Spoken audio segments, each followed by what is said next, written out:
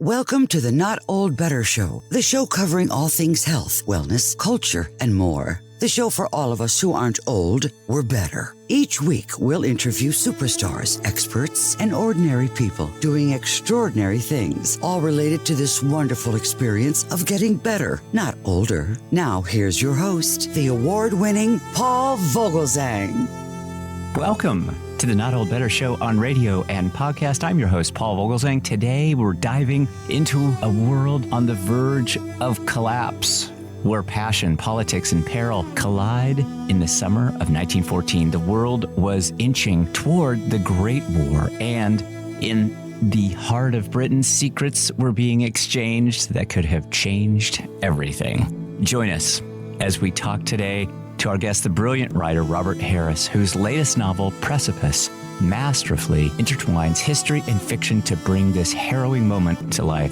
Robert Harris, renowned for his storytelling and meticulous research, takes us inside a clandestine affair between the British Prime Minister H.H. Asquith and the young aristocratic ingenue Venetia Stanley. But this is far more than a tale of forbidden love. It's a thriller that exposes the fragility of power, the dangerous intersection of personal and political, and how the secrets of a single woman could threaten an entire nation. And it is a true story. Prime Minister H.H. Asquith, caught between his obsession for Venetia and his responsibility to lead a nation into war, is a man crumbling under pressure. Meanwhile, Venetia, clever, bored, and reckless, is no victim, but a woman caught in the very machinations of history at a time when women couldn't even vote. But as war clouds gather over Europe, this private intrigue becomes a national security risk, and the stakes could not be higher. In Precipice, Robert Harris paints a vivid portrait of a society on the brink, capturing not just the politics, but the people whose choices echo through history. Today, we'll discuss the extraordinary research behind this novel, the real-life affair that could have toppled the government, and the timeless lessons it offers for our world today. We'll also discuss the new film Conclave, which is releasing in theaters November. This is the adaptation of Robert Harris's book, Conclave, starring Ralph Fiennes, Stanley Tucci, John Lithgow, and Isabella Rossellini. We'll have links so that our audience can find out more about this wonderful new film and the process involved in developing the wonderful new book, Precipice, how long it took, everything else that you're just going to love today. So join me as we step into a world of scandal, espionage, and war. Again, true story. To guide us through is the incomparable Robert Harris. This is the Not Old Better Show on radio and podcast. Robert Harris, author of this wonderful new book, Precipice. Thanks for sharing it with me. Congratulations on the book and all you're doing, but welcome. Thank you. Nice to be with you. So nice to talk to you today. I love to learn about history, and this book, I have to tell you, I learned so much about this period. We're talking about a period just before World War I. It's a fascinating time in history. Lots of parallels, I thought, between then and now. But what drew you to this particular period?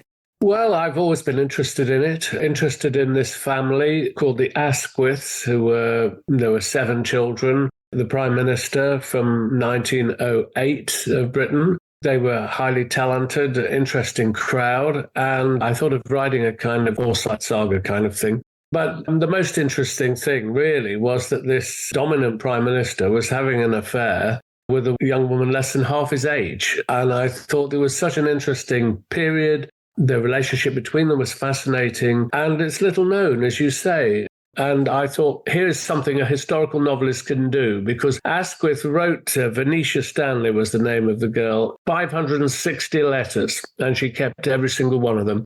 She must have written 300 to him, and he burned every one of them. So I thought, well, I can do what a historian can't do. I can recreate her side of the correspondence. Which is a wonderful part of this story, because we get this other side that we would never have seen before. She's such a compelling character in the book, and she has these interesting sides. She's rebellious, yet there's a part of her who still hasn't kind of quite developed her own agency, her own self of who she is. She's part of this larger group of intellectuals at the time. So she really has a lot going for her. Although she exists in a world that's dominated, certainly by male power around her. How did you approach bringing her to life in kind of that big way? Well, I felt a lot of sympathy for her. As you say, when the book opens, she's 26. She's the daughter of a former Liberal member of Parliament, very rich family, and as you say, intellectual. Her father was an educationalist and had been an Oxford academic, but had lost his position because he declared that he didn't believe in God. His older brother was a Muslim, converted to Islam and sat in the House of Lords as a Muslim member. And his other brother, younger brother, was a Roman Catholic bishop. So they really did play every aspect. And she was sort of the youngest of the family and a bit lost, really. She didn't want to get married. She didn't much like children. She wanted to have a career. She was quite modern. And that's what appealed to me. I think she had this affair with the Prime Minister. I think she was fond of him. And I think she was probably the most well-informed woman in Britain because he told her everything. He shared all secrets with her. And this must have been a terrific thrill for her, I think, until it began to get too oppressive. And then she was trying to find a way out. So all this set against the world tipping over into the disaster of the First World War just made a compelling cocktail, I thought, of personal and political.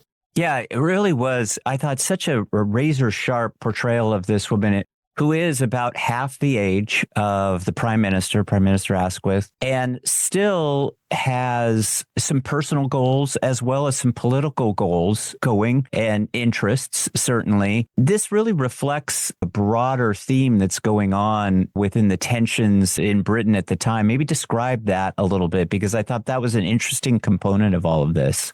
Yeah, we often think of the period just before the First World War as a kind of golden age, and in some ways it was. Britain was at probably the zenith of its power. It's very much the kind of My Fair Lady, Ascot, Gavotte kind of world. But beneath this glittering surface, there were a lot of tensions. There were agitation for votes for women, of course, suffragettes. Women like Venetia didn't have the vote. There was industrial unrest. And of course, there was also this arms race between the major powers in Europe, in particular between Britain and Germany.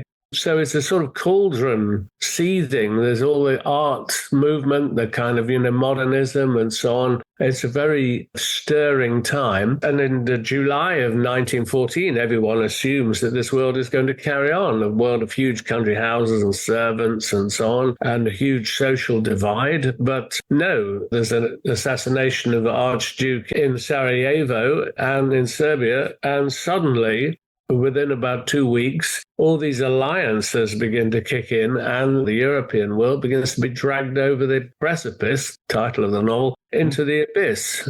I try to have Asquith, who we're in his head, we're on his shoulder as he tries to grapple with this crisis, writing about it constantly to Venetia, going out with her, spending time with her, describing it all. And this was, for me, a way of dramatizing this incredible moment when the whole world changed. This is when the modern world begins, really, in 1914.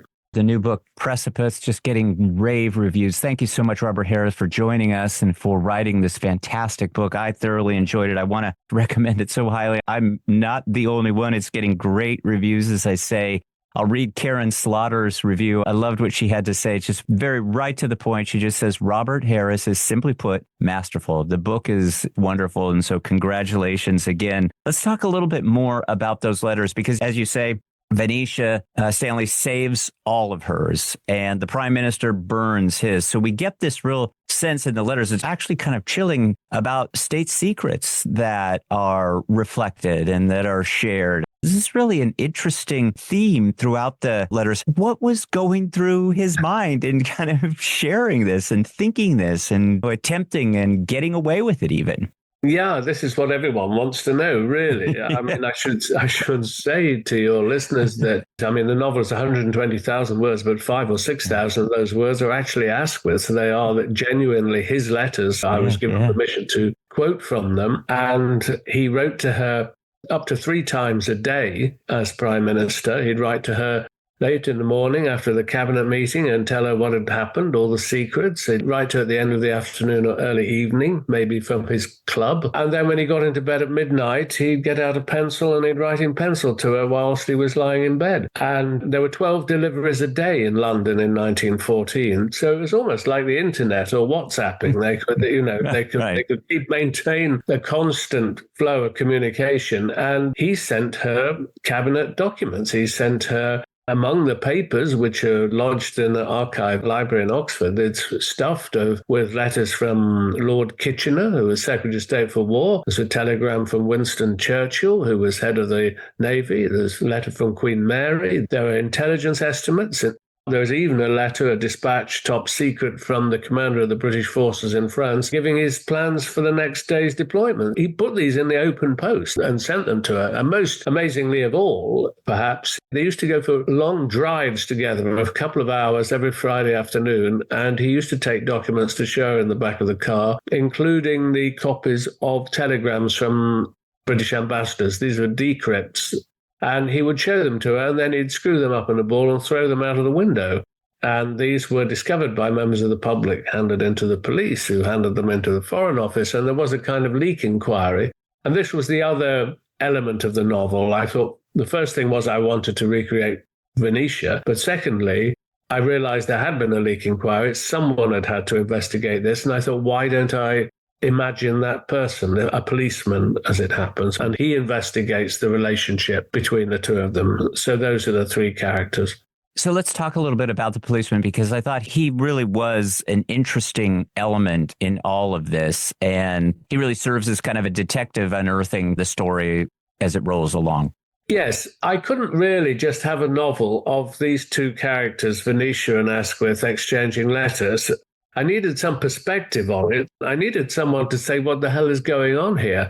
To be, as it were, our voice. And this fairly lowly policeman, who is assigned to Special Branch at Scotland Yard, which is in charge of diplomatic protection and security, is simply told to investigate what on earth are all these telegrams doing lying in fields around southern England. And he goes to the Foreign Office, he's fobbed off, he's not prepared to take the excuse. And so he presses on and he ends up monitoring their correspondence. Through his eyes, we can trace the development of the affair. I mean, the affair began really seriously at the beginning of 1914, I think, and went on until May 1915. So it straddles the period just before the war and then into the early months of the war, when the stalemate began to settle on the Western Front and suddenly the casualties were appalling. It's the collapse of the old order, really, the slaughter on the battlefields, the cost, the economic cost, the disruption. Everything is going to change now. I mean, the 2 million men are enlisted to fight. Their places in factories have to be filled often by women. Suddenly it becomes obvious women will have to now have the vote. A whole society is suddenly turned on its head. Yeah, again, just a fascinating story. Robert Harris is our guest, author of the new book, Precipice. How did you research what was going on within the government at the time as a result of these letters? Because as the detective does his work, this starts to have an impact across society, as you suggest, but particularly within the government. A lot of it actually simply comes from Asquith himself, because he every day told Venetia what was happening in his life. He was in love with her, and like people in love, he wanted to share everything that was happening to him. He wanted her to see it, share it. He relied on her advice quite a lot and used it as a sounding board. So this is the most remarkable, I think, inside source of power and government that I can think of. It's the equivalent of a daily diary. So I was able to have quite an authentic feel of what was happening in the British government with colleagues he met, the disputes with men like Churchill and Lloyd George and Kitchener. I could put all that in. I used a lot of contemporary documents, especially the Times newspaper, which was very good, had a lot of detailed accounts, and it's just an extraordinary and dramatic story. So as he grapples with all that, she is often away from him. The family had huge country estates. They had a house in Cheshire in the north of England with 65 bedrooms. I mean, an enormously wealthy family. and he went to visit her, and it's possible for me to recreate his journeys. He traveled in those days. I don't know whether it would be the case with an American president in 1914, but Asquith, as prime minister, could travel unrecognized through London, walk the streets, didn't have a bodyguard of any sort. Often when he went to see Venetia, not even a private secretary. It's incredible to think of a prime minister at the height of a war being able to do this. But the fact that there were just beginning newsreels and so on, the kind of physical fame was not yet there for leaders. Yeah, it was interesting to me, too, that was the case, so much so that he felt that he could just discard these notes and letters out the window of a car as they traveled together. And as you say, those were just, they covered the countryside and they could be collected and then dispersed and then shared. I mean, it really, you think about the record keeping that goes on today and the amount of documents that are recorded and documented themselves, and there's just this stark difference between the time periods. Yes, it is a completely different world. I mean, what isn't different is the obsessive drive often of political leaders that is there in emotional or sexual life as well as in their political ambition. And I think another thing that people will feel is how on earth did they run such risks? And why do these political leaders run such risk with their private life of scandal? Especially in the case of Asquith, because this woman, he was 61, she was 26. She was a friend of his daughter. He knew her parents. It began to be whispered about among the circles in which they moved, which is one of the reasons why in the end she simply was desperate to find a way out of it. But at the same time, she didn't want to break his heart and distract him when he was the leader of the country. She almost felt, I think it was her patriotic duty to carry on with the affair. This was her contribution to the war effort. Mm-hmm. It was almost touching. It was almost this loyalty. Yes, but she did try to find. I mean, one of the things about the war, as I say, is it did provide women with an opportunity to broaden their horizons. And she trained to be a nurse, to go to the Western Front and nurse the wounded soldiers. An extraordinary thing would have been completely unthinkable in July 1914, but by December 1914, of course, this was what women were starting to do. Her growth is really impressive as a person. I mean, from this paramour ingenue to a trained nurse, somebody who becomes really a professional. What was one of the letters, either scandalous or otherwise, that really grabbed your attention, that even surprised you in all of this collection? The most startling letter I didn't come across until I'd almost finished the book, and actually it's the letter that ends the novel. It's a letter from Asquith to Venetia Stanley, written about a week or so after she broke off their affair. She broke off their affair in May 1915, and this coincided with a double political crisis for Asquith. The First Sea Lord, Jackie Fisher, Lord Fisher, resigned in protest at this huge naval operation that Churchill had mounted in the Dardanelles of Turkey, which was turning into a disaster. In the end, it cost the British alone 32,000 dead in an utterly futile operation. And at the same time, there was a huge scandal about the shortage of ammunition on the Western Front. And so the government was rocking. She broke off their affair. He seems to have had a kind of mini nervous breakdown. At any rate, in less than a week, he invited the Conservatives opposition to join the Liberals in government to form a coalition. And that was the last time there was ever a Liberal government. So she was enormously consequential in British political history. And some historians have tried to play this down, but I did discover this letter in which he makes it perfectly explicit that he might well not have done this if only he had been able to speak to her and consult her and take her advice. This is completely startling to me, and I had no idea when I started the book that I would find that. Well, again, Robert Harris is our guest today. The wonderful book, Precipice, is available now. Robert Harris, you and I are talking in October. In November of this year, the wonderful book Conclave is going to be released as a film, coming out here very soon. Congratulations on that work. I'm sure you're excited about it. Tell us a little bit about it and give us a sense as to what's next for Precipice. Is that on the horizon for film? Because it lends itself so much to a cinematic approach.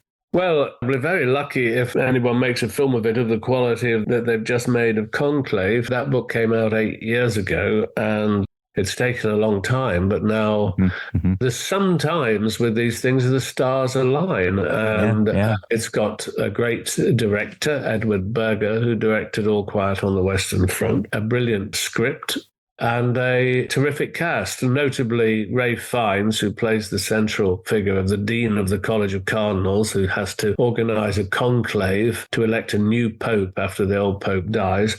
And the novel and the film take place over a space of about 48, 72 hours, when all the cardinals, 100 or more, are locked into the Sistine Chapel and aren't let out until they've elected a new pope. And there's also Stanley Tucci is in it, John Lithgow, Isabella Rossellini, and it's great. I mean, it is a really good film, and I'm glad that the early buzz about it is so strong. It's a kind of dream. I think Precipice, the new novel, would make a good movie. I never write a novel thinking, I could sell this for a film, or I never have an actor in mind or anything like that. I think that would be fatal. You have to write for the reader and tell your story. It would work because it describes an arc of development of a relationship between these two characters, the Prime Minister and Venetia, and this third man investigating it. So it would make a good film, but whether it will be made, I don't know. I mean, I'm fortunate. I've had quite a lot of films made of my work, but you never know, is the truth. Well, we're starting to see here in the U.S. lots of advertising, promotion, trailers for Conclave. Congratulations. I think that's going to be wonderful. I think it's going to be a huge hit. And my best to you on Precipice. That's just taking off as well. I certainly enjoyed it. I just have one final wrap-up question for you. We have a national election here in the U.S. between Donald Trump and Kamala Harris. I wonder if you see any parallels, certainly with what's going on the personal attacks from one candidate to the other, with what happened with Prime Minister Asquith and Venetia Stanley. Any similarities strike you about the times? Well, 1914 was a very crucial year in the world's history, obviously, and it began with everything looking relatively peaceful, and it ended with Europe in a state of absolute collapse. And of course, eventually America joined as well. This blew up out of nowhere, and I suppose the lesson from 1914 is how quickly small, isolated crises can suck in an entire country, and you don't expect it. And obviously, there are two huge potential flashpoints at the moment in the Ukraine and in the Middle East. And who's to say we may only be a week away in either event from serious involvement by America and my country, Britain, and NATO in one or other of them. It's perfectly possible. And this takes place against the backdrop of an election. And I feel that November 2024 is in its way as crucial a month as August 1914, potentially. There are lots of flashpoints there. But I have to say also, I remain an optimist. And I think that we're an adaptable species, and our instinct for all the dispute is in the end to cooperate. So I hope that that's what will in the end happen in America with this election. Well, thank you. Thank you for that. And thank you so much for your generous time. Again, congratulations on Precipice. Robert Harris has been our guest today. The new movie Conclave will be out in November. We're going to have links so that our audience can find out more information about Precipice and Conclave and Robert Harris and all of his great work. But I guess selfishly, I'll just put you right here on the spot and just say, as you develop more work, Robert Harris, we'd love to have you back, because I know our audience is going to be... I'd love to come back. It's been a terrific talking to you. Thank you so much for having me on. And from sunny Berkshire in southern England, I bid you farewell in sunny Virginia. Thank you so much, Robert Harris. Congrats on this book. We are excited for you. Thank you so much. My thanks to Robert Harris for joining us today, his generous time. Please check out his new book, Precipice. You can find links in our show notes. And in November, check out the new film Conclave, based on the Robert Harris novel. My thanks to our executive producer, Sam Henniger, for his work in making the show all come together. My thanks to you, our wonderful audience here on radio and podcast. Please be well, be safe, and let's talk about better. The Not Old Better Show on radio and podcast. Thanks, everybody. We will see you next week. Thanks for joining us this week on the Not Old Better Show. To find out more about all of today's stories or to view our extensive back catalog of previous shows, simply visit notold-better.com. Join us again next time as we deep dive into some of the most fascinating real-life stories from across the world, all focused on this wonderful experience of getting better, not just older. Let's talk about better. The Not Old Better Show. Hi, one final thing. Please check out our website for this episode and all episodes at notold-better.com, or subscribe to the podcast on Apple Podcasts, and be sure to check out your local radio stations to find out more about the Not Old Better Show on podcast and radio. You can find us all over social media. Our Twitter feed is Not Old Better, and we're on Instagram at Not Old Better too. The Not Old Better Show is a production of NOBS Studios. I'm Paul Vogelzang, and I hope you'll join me again next time to talk about better. The Not Old Better Show. Thanks, everybody. We'll see you next week.